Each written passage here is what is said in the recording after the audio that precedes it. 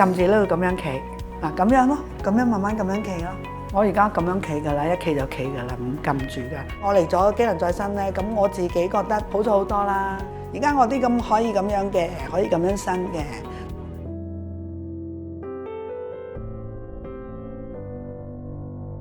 我開始痛咧就係上半年嘅，點解突然間好似即係個腳好似想跌咁咧？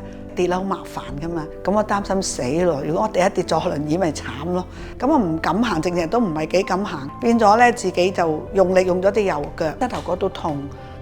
行路點解我發覺而家咁慢嘅？咁我就驚啦，即係變咗自己冇用啊，覺得自己，因為我咁做得，點解會咁咧？咁我唔行得點算啊？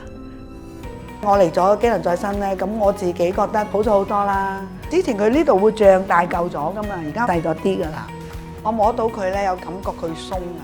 做咗呢個療程係好咗好多嘅。而家我啲咁可以咁樣嘅，可以咁樣伸嘅。Ank 機能再生幫到我。